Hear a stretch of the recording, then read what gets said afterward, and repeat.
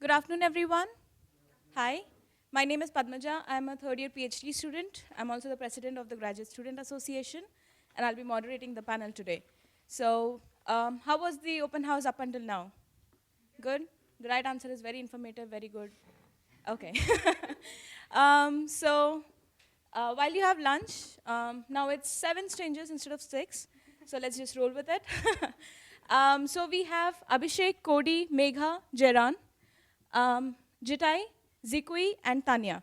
So, second year PhDs with and without preliminary exam experience, fourth year PhD, second year masters who have taken thesis option versus the comprehensive exam option. Okay? So, you have a wide variety of grad students here to help you. So, just go ahead and ask any question you have. It doesn't have to be academic, it doesn't have to be something very serious. It can be as simple as, oh, where do I live? Or how do I adjust to this grad life? Anything you have, just go ahead and ask, and they're here to help you out.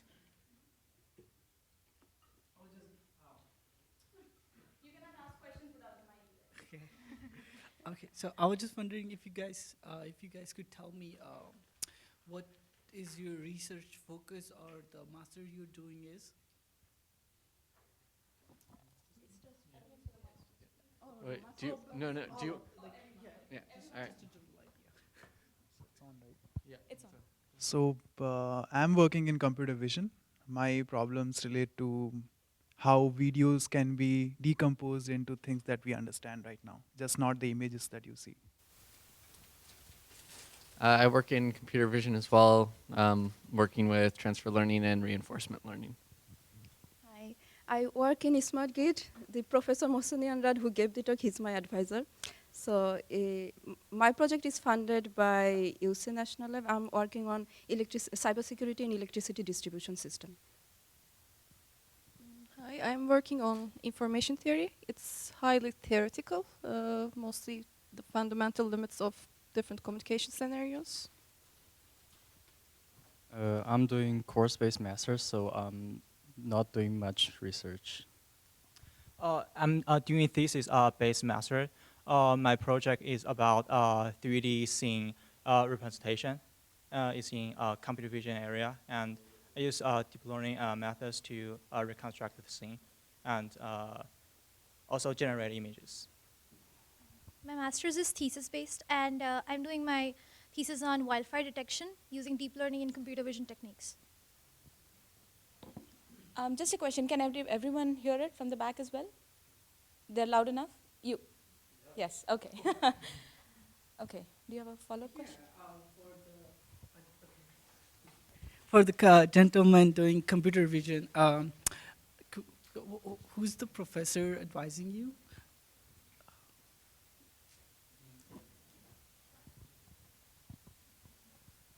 Yeah, so we're both being advised by Professor Amit Roy Chowdhury. Okay. There's also, I think, Professor Salman Asif is doing computer vision, and Professor Birabanu. Yeah. Their advisor. This two professor. Okay. Okay.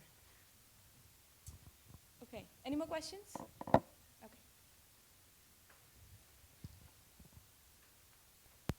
Okay. So how did you guys get interested in the area that you were doing research in? From undergrad, I guess. So I'm interested more in the theoretical part of how images behave and how just not the visual perspective of an image or a video, how they can be broken down into small pieces like atoms and we can manipulate them without doing much. So that interest led me to enter into the computer vision aspect. I got interested in my area of research doing undergrad research in my lab. And then in the specific area, I was just working with my PI and with lab mates to find out what's a good idea, what's being done, and iterating on that. Yeah, I'm in the area of power system also since my undergrad, and also after graduating, I did a job in distribution transformer. Then I did my master's from University of Akron in Ohio. So there I was implementing machine learning techniques into the power system data. And then I applied for PhD and got fully funded by this professor. And here I'm also working into the power systems, cybersecurity. So before I joined at UCR, I was doing my master's back in my country.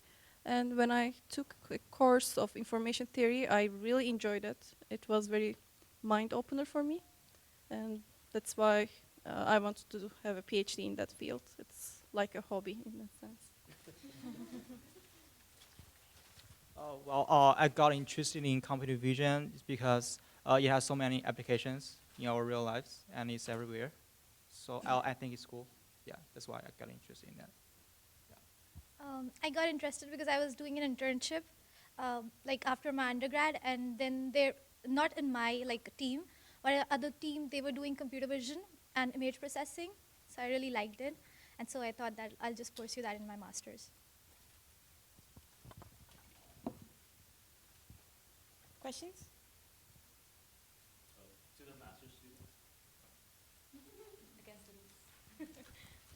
To the master's students, how happy are you that you chose the thesis option rather than the exam option, or vice versa? For me, it was like in EC department, you just have two options, right? Thesis and comprehensive. I wanted to do a project, basically. So, because I didn't have any project option, like in computer science, so I chose thesis. Yeah, I chose thesis because I want to do a project that can yield some paper submission. I think that's helpful in my career. Yeah. I didn't want to do a project. It's a joke. So basically, I don't want to go into a PhD, so I'm looking for a job. So I think comprehensive was more fit to me. That's why I chose comprehensive.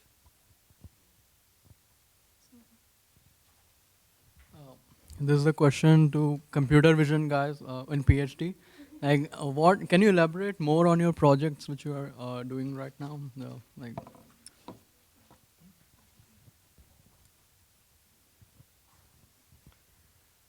I don't know, my projects, it's still early stages. There's not a lot to elaborate on. Still doing a lot of the base coding to get it up and going. So let me just rephrase it. So you want to know how do I choose my sub area inside computer vision and then delve into what I'm doing right now? So when you're doing your courses as a PhD student in the first year, your advisor gives you 2 or 3 sub areas you can look into. It'll be mostly based on the conversation you have with him and what excites you. So I was, for example, looking into continual learning, like how do you make your networks work data set after data set without forgetting what it has learned beforehand. And I was also interested in image reconstruction, image generation, which directly pertains to video reconstruction, video generation, because they are simply sequence of images. And depending upon how good a progress you make on one project, you tend to carry it on, because ultimately you have to make a submission, because you need a publication that contributes towards your thesis. So I saw that I'm making more progress in the video generation part, so I chose to work on it further. So Does that answer the question? The way you see, it may happen that you'll have some kind of high overview of an sub area, like, okay, maybe this excites me. But to confirm that you actually want to do it, you need to go back to the previous works that have been done in this area, read them, and see if that actually matches your interest or not. You may feel excited about it, but when you actually enter them, it may feel like really a hard task to carry on. And it happens. So, and the other part is it's kind of an iterative process. So a lot of times you'll present to your lab and to your PI, and they'll tell you, well, no, that probably won't work, and here's why we think it won't work, or here's what you should probably change because people do it better now. Your PIs and your lab mates will often have a lot of expertise in your area, more than one person will reasonably hold in their head, unless they've been doing it for like 20 years. That's why PIs are great. I don't know. Everyone's like, oh, let's do this new thing. And it's like, well, that's not really new. We've been doing that for 15 years. They just found a new name for it and rebranded. And there's all this literature you should look at now.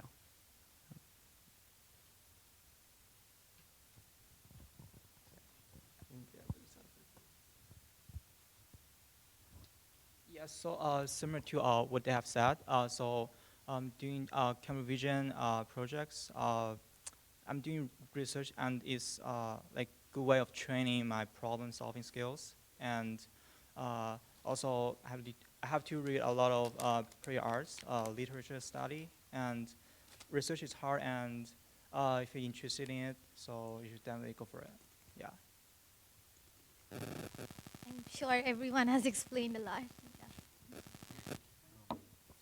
So this is more towards the PhD student. So like I'm kind of interested in how you sort of your mindset is being like 2 and 4 years into a PhD, like how you personally feel about it, whether or not you like, okay, was this the right decision for me, sort of things along those lines.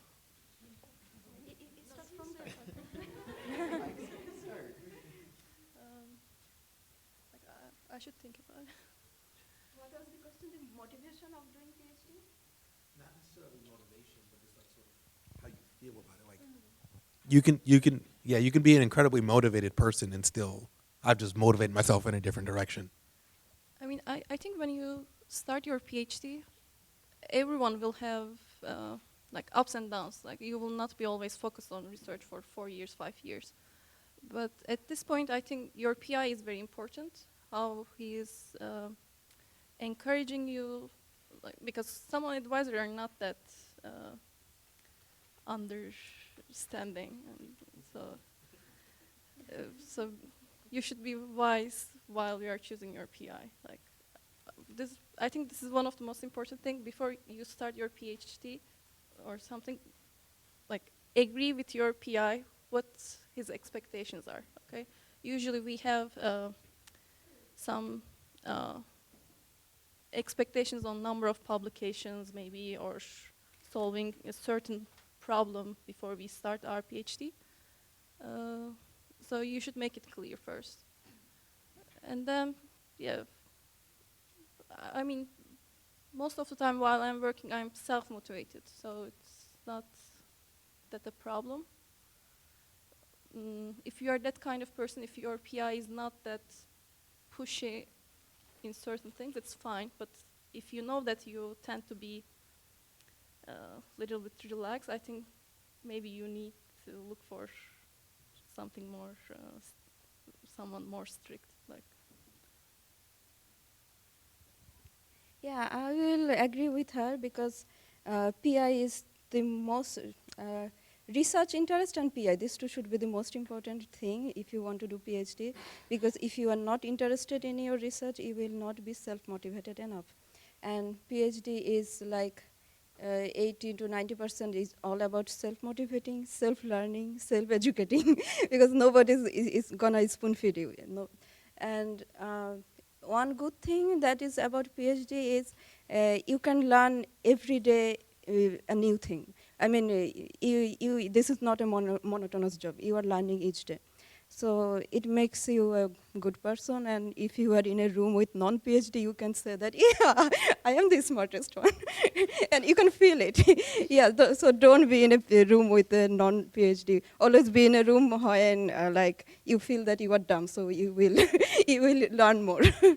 Yeah, and yeah, so and yeah, PI is of course a very good point, because average length of PhD is like average length of US marriage. So yeah, so you need a good PI, yeah. Yeah, I think they kind of answered the question for the most part. I mean, there's always going to be ups and downs about how you're feeling day to day, or even like month to month, depending on, you know, if you just hit a wall in your research, or if you got a great result, or if you got a bad result. But yeah, if you know, good relationship with the people around you, it's, you know, keeps you motivated, and you have to kind of be self-motivating a lot of times, because most PIs are too busy to be constantly breathing down your neck about something. But yeah. I think you said all the points I was going to say.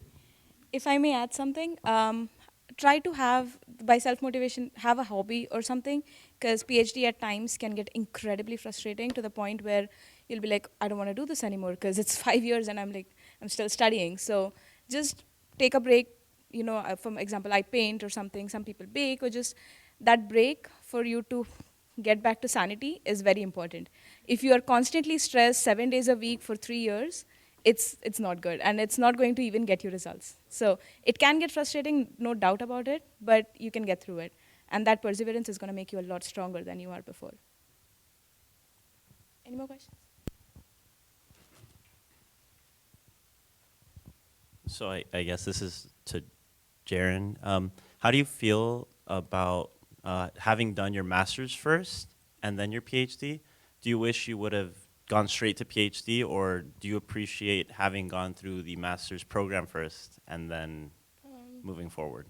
So in my case, when I started my master's, I wasn't very serious about. So, and also I wasn't very successful undergrad student. Like before that, I have lots of successes, but during my undergrad, I was a little bit tired of that, and I mostly focused on different things. But okay, and then I said, I want to do masters. I want to see what's going on there. And then I really enjoyed. When I choose my field, I was working on communication, mostly like 5G related things. I said, okay, this is fun. I'm enjoying, so I want to do this. So for me, master was necessary, and it changed my mind about PhD. I never imagined myself doing a PhD, let's say, while I was in the third year of my undergrad. No way. But it happened naturally, let's say. Yeah, and also, as I said, I didn't have a very high GPA to go to a direct PhD program in like abroad with a fellowship, I would say. But then I improved my score and GPA and everything. Then I joined. Thank you.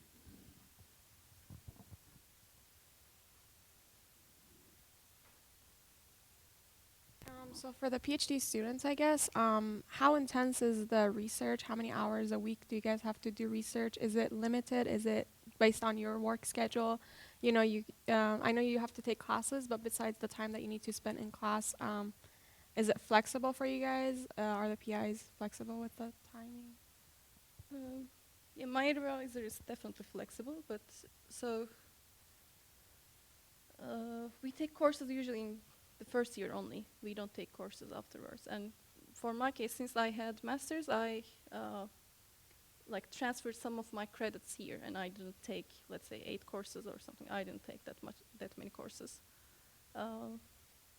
So it depends. It also depends the deadlines. So if there's a deadline coming up, and then all of a sudden it becomes like, I don't know, maybe 70 hours in a week.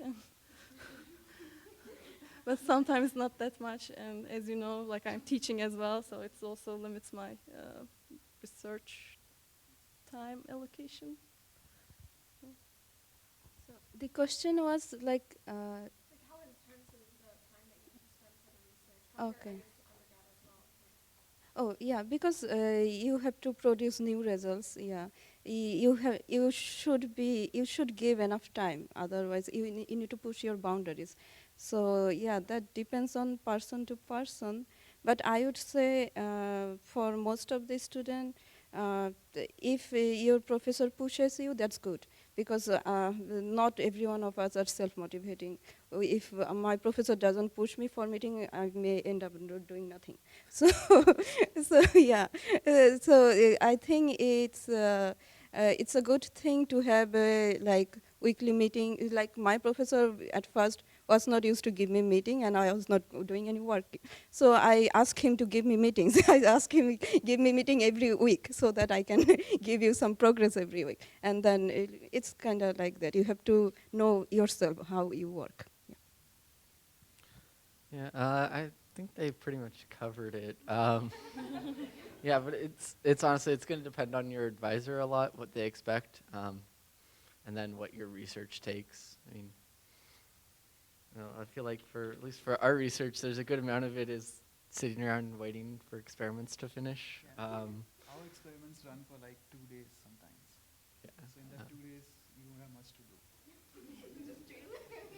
Yeah.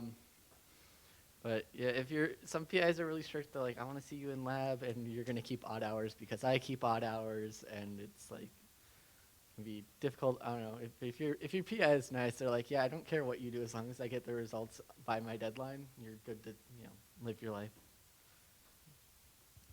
How I keep, like, there is some number of hours on paper that this many hours you need to put in, and this much hours you're paid for. But we generally keep small goals, and we try to achieve that before every meeting. Your PI wants to see some results, and like for me, I sometimes spend the whole day or the whole weekend working on one small thing. So it depends on what kind of sub goal you have, and you need to achieve that.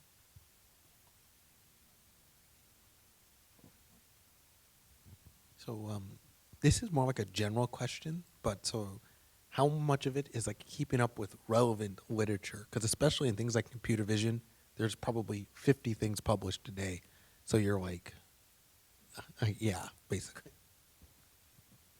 So you can, so there is this open publishing website, we call that archive, and you find people uploading their work on that, but some of them might not be peer reviewed. So what we tend to do is at least for me, I keep myself only to those papers which have been reviewed and been published by official houses, and this keeping up with the current literature will be throughout your PhD, so that you know that what the thing you're working on has not been done before, and also that the thing you're working on has a different solution that people have posed, and you can use it in your work.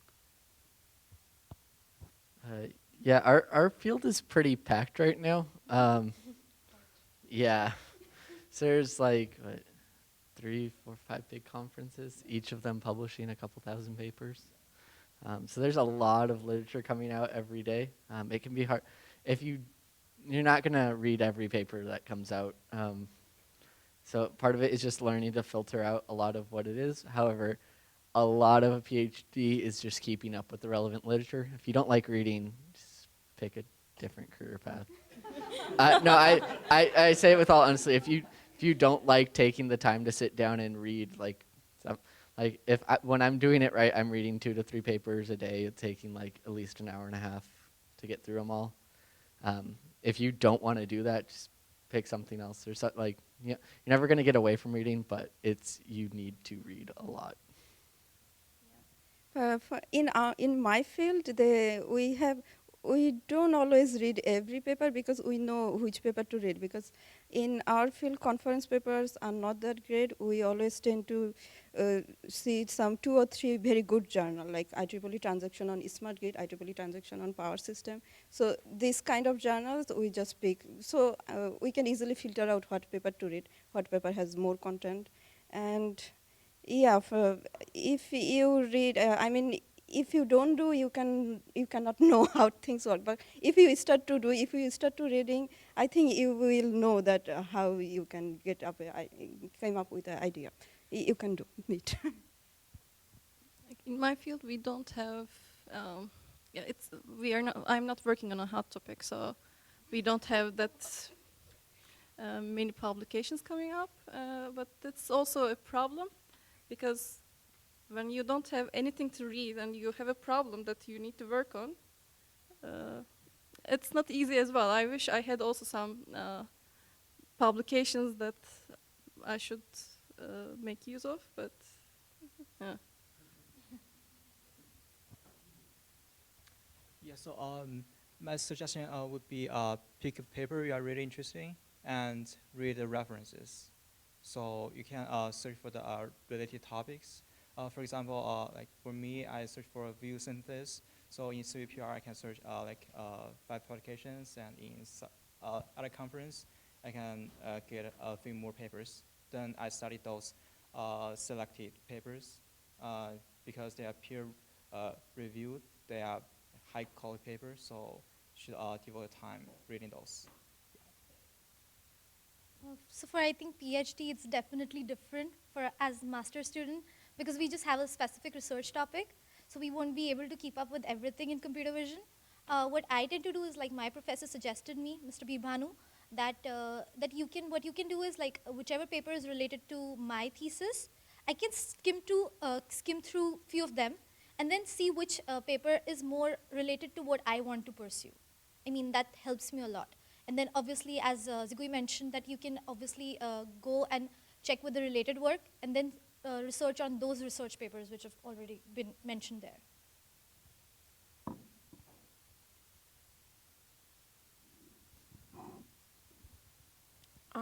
So considering, doing research and all that, is it doable to do part-time job as you're doing PhD, or is it too much? Are you gonna spread yourself too thin if you do that?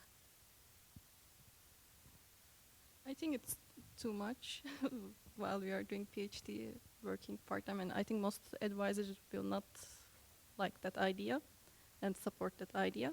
Maybe towards the end, like before you finish your PhD, maybe it's doable, but definitely you have summers to do internships, like, and go for it and do that instead.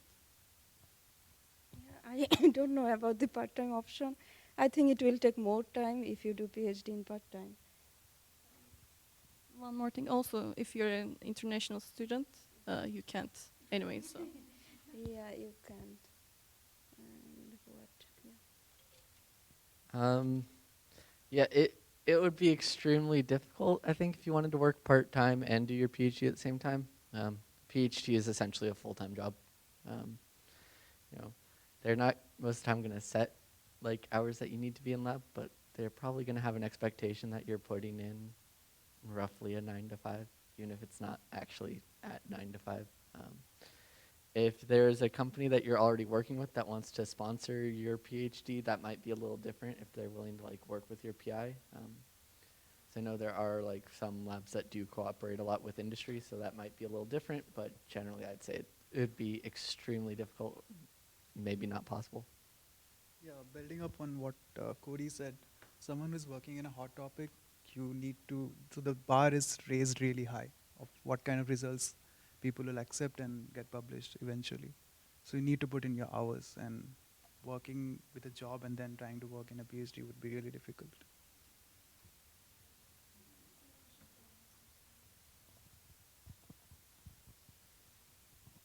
So master students would have more time because I'm course-based, right? So I don't have much research to do, but I have to prepare for looking for jobs. And internship would easier, if you have an internship, it will be easier for you to get a job. So, but I want to elaborate more on why I didn't want to get a PhD, because I think I'm not smart enough.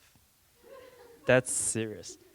I mean, I appreciate them to pursue their PhD, because I think I'm not motivated enough or that much interested in some topic to pursue a PhD, and PhD is hard to get, actually, really. So I think the point is, what do you want to get from your PhD? It's like it's because your father and mother are PhD, so you have to be, or you really like this field, you want to contribute something to this field, or just want to be a PhD. That's what you have to think about before you get into a PhD. Yeah, so the question is, do we, as master's students or PhD students, have time to do part-time job? As a master's student, would you have time to do a part-time? No, I don't think so, because for me, I'm doing research also. It's similar to PhD students. So I have to invest a lot of time in my research if I want to get really good results, want to publish somewhere, very top-tier conference. So I don't think I have any time for part-time job. For me, I came from a semester course system. So for me, coming to a quarter system was anyway very difficult. So I don't think I can accommodate a part-time job with that. And anyways, I started with my thesis this quarter. So.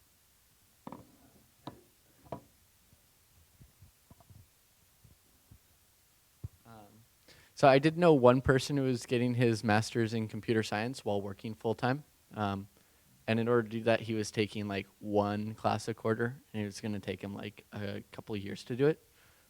So if you're willing to spread it out over a longer period of time, it's possible.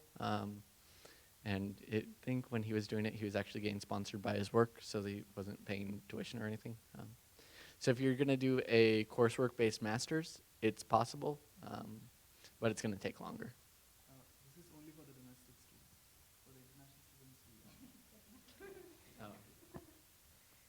Actually, I did do a part-time job in my master's. I'm an international student, but that was at the end of my thesis where I wasn't doing any courses. So I could write my thesis and do a job at the same time, and I could manage it. But with research and with courses, it's very difficult.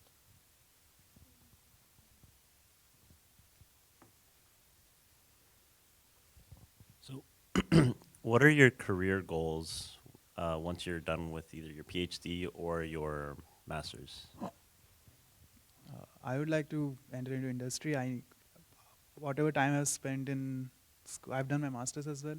I know that I don't want to enter academia, so I'll be definitely into industry, but into the R&D system part of it.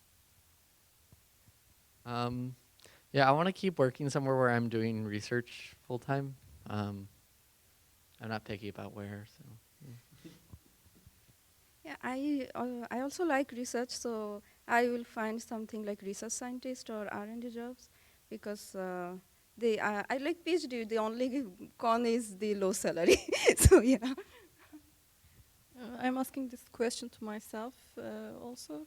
I don't have a clear answer yet if I want to go to academia or industry, so I don't know yet. Software development engineer in like companies. For me, I would like to continue doing research as a researcher somewhere. I would like to start with industries, but I have a plan that I might start my own company. I don't know, maybe a startup, maybe.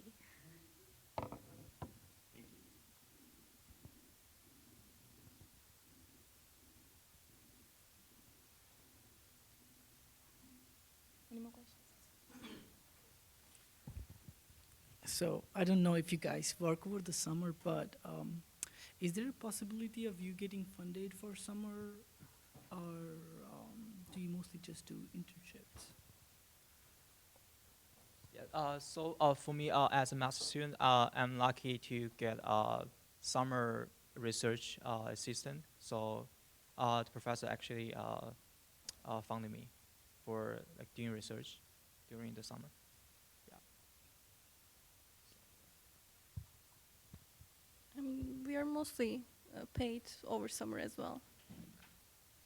Yeah, I think PhD students all are paid in the summer. If you want to go to internship, that's your choice. Yeah, yes, you can get paid. Generally speaking, it's the norm that if you're going to stay and do research at university, then you'll be paid. Yeah, I think I've seen maybe one case where someone wasn't paid or they were paid very minimally over the summer. But then their advisor got another grant, so I think they got more money. Is it predominantly teaching assistantship or research assistantship? Okay, so it depends on the funding options of your advisor. Like I'm doing lots of teaching because my advisor has limited funding. As I said, we are not working on a hot topic. It's more difficult for us to find funding. But yeah.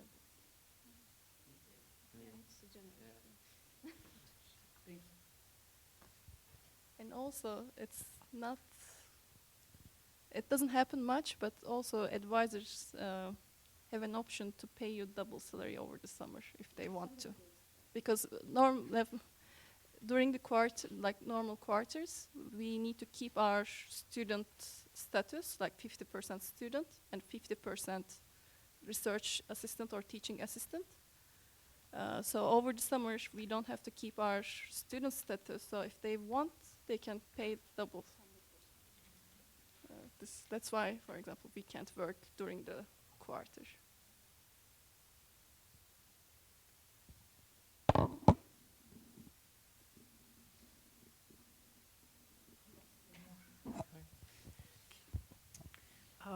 How many times a week do you see your advisor, or what are his management style is?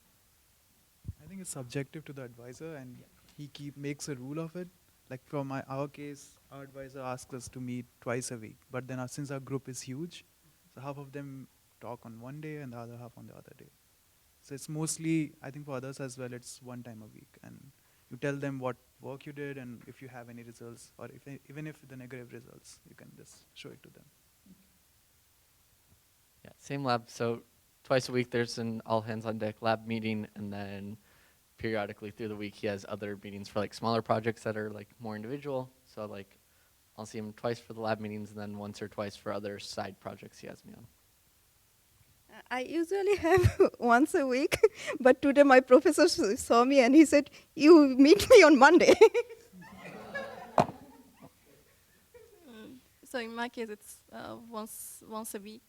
It's one-on-one meeting, not a group meeting. But if there's a deadline, we may say, okay, let's meet twice a week. Like it's flexible. Yeah, I think it really depends on your professor, and depends on like how far his office is to your seat.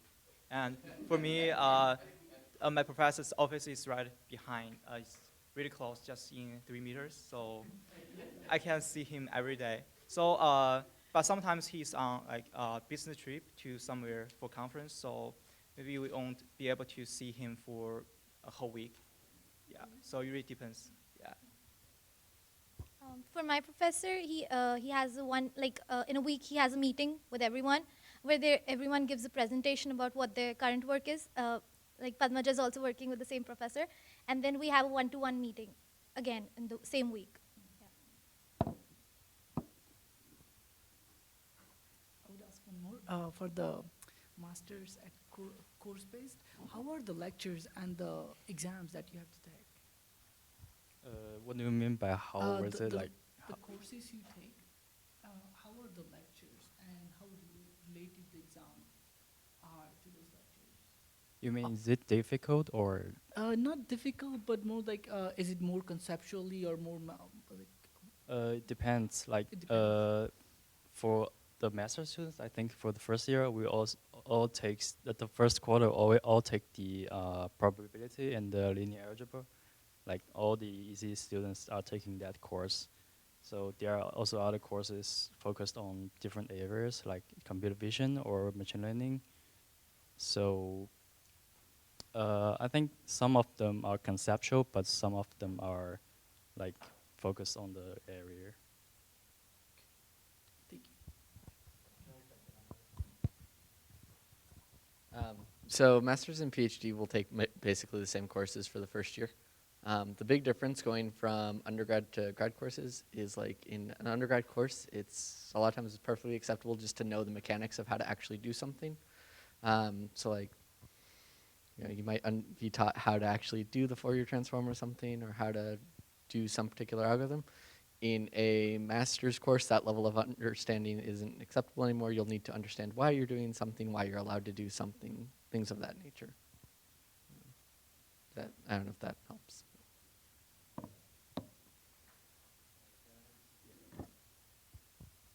I think as a grad student, either you're a master or PhD, you have to like self-learning first. So you don't expect the professor or the teacher to teach you everything. You have to teach yourself.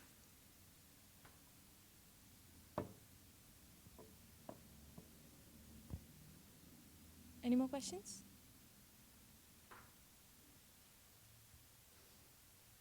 I'll wait 15 more seconds.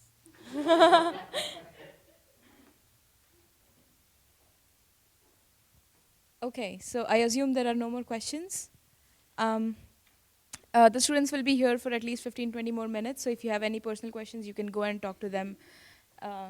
Yeah. So you can go and talk to them or me. We're just here for a while, okay? So anything you didn't want to ask in a group, you can just come and ask us. So, huh? Is the recording off? Yeah.